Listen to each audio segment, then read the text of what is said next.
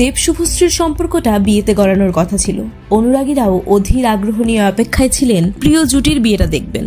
শুভশ্রীর পরিবারও নাকি দেবকে মেনে নিয়েছিল, তবে শেষ পর্যন্ত প্রেমটা ভেঙে গেছে। ভাঙার গল্পের আগে গড়ার গল্প আবারও শোনা যাক।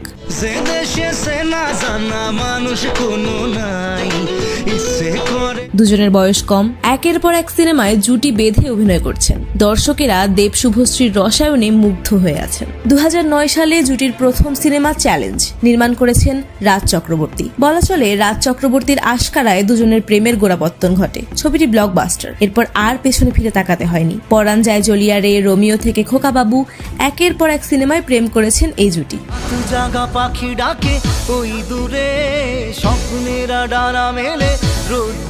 পরাণ যায় জ্বলিয়া রে সিনেমায় কাজ করার সময় দুজনের প্রেমটা জমে ওঠে।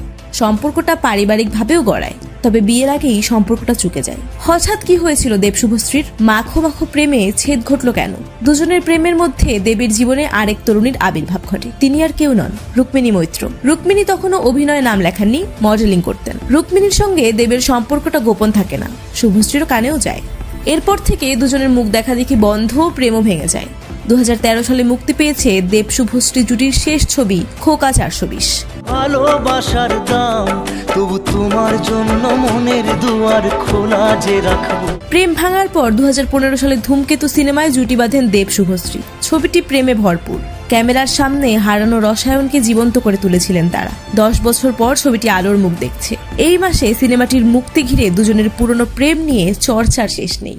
হতেই পারে সত্যি কথা এসব বলে এরকম আরো আপডেট পেতে আমাদের এই ছোট্ট চ্যানেলটি সাবস্ক্রাইব করে সঙ্গেই থাকুন।